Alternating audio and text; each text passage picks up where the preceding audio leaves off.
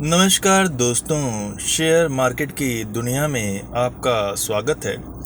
दोस्तों, आज हम बात करेंगे कि शेयर मार्केट क्या है, यहाँ पे कौन कौन से स्टेक होल्डर्स होते हैं और किसका क्या इंसेंटिव है। दोस्तों, चार्ली मुंगर ने एक बात कही थी कि आप मुझे इंसेंटिव दिखाइए, मैं आपको रिजल्ट दिखाऊंगा। दोस्तों, अगर आपको शेयर मार्केट में जो स्टेक होल्डर्स हैं उनके इंसेंटिव का नहीं पता तो आप मार्केट को या लोगों के एटीट्यूड को या इंस्टीट्यूशंस के बिहेवियर को नहीं समझ पाओगे।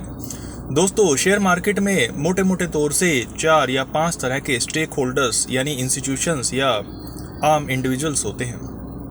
सबसे पहले दोस्तों, जो हमें इजीली समझ में आ जाता है वो है आपके और हमारे जैसे लोग, जो कि या तो ट्रेडर्स हैं या फिर इन्वेस्टर्स। हम लोग दोस्तों इंडिविजुअल्स हैं। अगर आप ट्रेडिंग कर रहे हैं तो डे ट्रेडिंग में आप प्राइस मूवमेंट जो होती है स्टॉक्स में, वहाँ के उथल से पैसा कमाना चाहते हैं। या तो आप प्राइस के बढ़ने पे दाव लगाते हैं या गिरने पे दाव लगाते हैं। अगर वैसा होता है तो आप पैसा कमाते हैं और अगर वैसा नहीं होता है तो आप पैसा गंवाते हैं। और जो लोग दोस्तों इन्वेस्टर्स होते हैं वो कंपनी के बिजनेस मॉडल पे पैसा लगाते हैं। दोस्तों, अगर कंपनी का प्रॉफिट बढ़ता जाएगा तो शेयर का प्राइस भी बढ़ता जाएगा। इन्वेस्टर्स दोस्तों इस तरीके से पैसा कमाते हैं। ये इन्वेस्टर्स का इंसेंटिव है दोस्तों। इसके अलावा दोस्तों, जिनके पास आपने डीमैट अकाउंट खोला हुआ है उनको ब्रोकर्स कहते हैं। ये लोग दोस्तों इंस्टीट्यूशंस होते हैं। अब आपको ये भी पता होना चाहिए कि इनका बिजनेस मॉडल क्या है, इनका इंसेंटिव क्या है, ये मार्केट में क्यों है, ये एज ए स्टेक होल्डर कैसे काम करते हैं। दोस्तों, जो ब्रोकर्स हैं ये आपको डीमैट अकाउंट प्रोवाइड कराएंगे, यानी जब भी आप ट्रेडिंग करते हो तो आप इनको कमीशन देते हो, इनको आप फीस देते हो।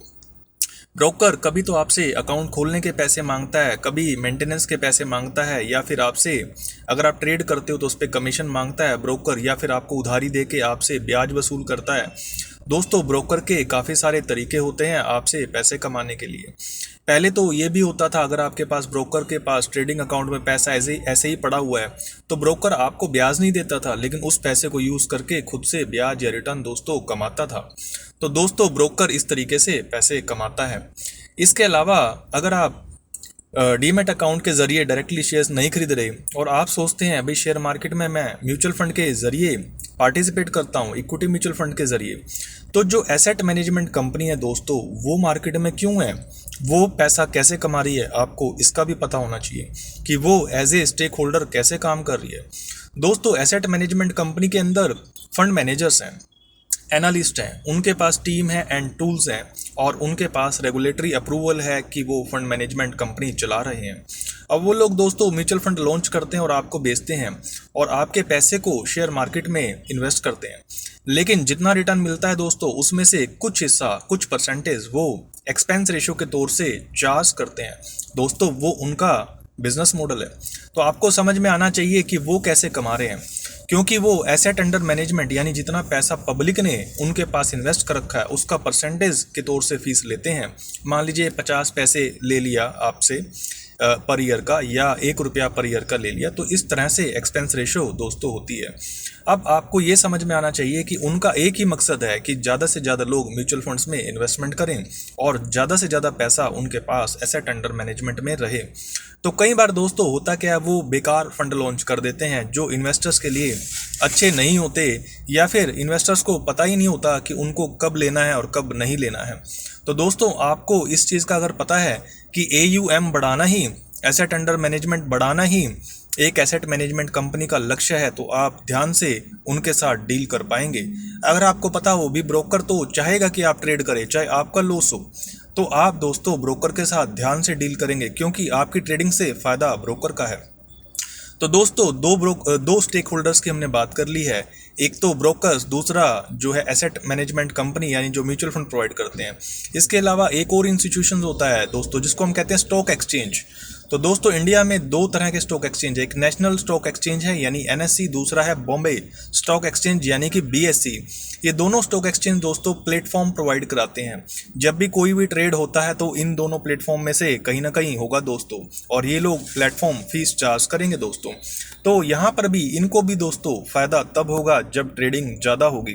तो ब्रोकर का और स्टॉक एक्सचेंज का दोनों का फ़ायदा इस चीज़ में है कि लोग ज़्यादा से ज़्यादा ट्रेड करें, चाहे आपका हमारा नुकसान होता रहे। तो आपको ये चीज़ ध्यान रखनी होगी कि आपको ट्रेड करना है या नहीं, और करना है तो कितना करना है, क्या एज ए लेमैन करना है या सीख के करना है। बड़ी सारी चीज़ें दोस्तों इसके अंदर आ जाती हैं। आपसे एनएससी या बीएससी नहीं कहेगा कि भैया ट्रेड मत कीजिए, आपको कोई ब्रोकर नहीं कहेगा कि ट्रेड मत कीजिए। दोस्तों एक चौथा इसके अंदर हमारी स्टॉक मार्केट के अंदर एक जो स्टेक होल्डर है वो है रेगुलेटर, जो कि सरकारी है, केंद्र सरकार का है, जिसको हम सेबी कह देते हैं, यानी security and exchange board of India. ये दोस्तों रेगुलेट करता है, इसकी फंडिंग गवर्नमेंट से होती है, टैक्स पेयर के पैसे से होती है। इसके अलावा ये छोटी मोटी दोस्तों फीस भी आपसे लेता है। तो दोस्तों सेबी ही एक ऐसा है जो कि थोड़ा बहुत आपको अपने फेवर में लग सकता है, जो इन्वेस्टर्स को या ट्रेडर्स को प्रोटेक्ट करने की कुछ कुछ कोशिशें दोस्तों कर सकता है। भारत में अगर आप रेगुलेटर को देखें तो वो वर्ल्ड के अन्य देशों के रेगुलेटर के मुकाबले दोस्तों थोड़ा बढ़िया है, इनकी क्रेडिबिलिटी थोड़ी सी अच्छी है। दोस्तों इस प्रकार से हमने देखा कि स्टॉक मार्केट के अंदर किस किस तरह के स्टेक होल्डर्स हैं और उनका क्या इंसेंटिव होता है। अगर दोस्तों आपको स्टॉक मार्केट को समझना है और आपको अलग अलग स्टेक होल्डर्स के इंसेंटिव का, बिजनेस मॉडल का और वो क्या चाह रहे हैं का नहीं पता है, तो दोस्तों आपके गलत डिसीजन लेने के बहुत चांस हैं। दोस्तों जो डिस्ट्रीब्यूटर होते हैं वो आपको म्यूचुअल फंड में रेगुलर प्लान चिपका के चले जाते हैं, जबकि डायरेक्ट प्लान बढ़िया होते हैं।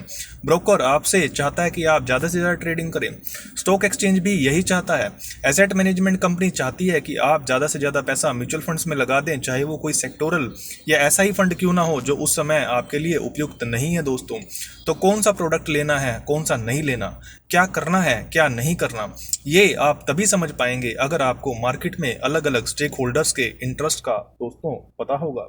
धन्यवाद।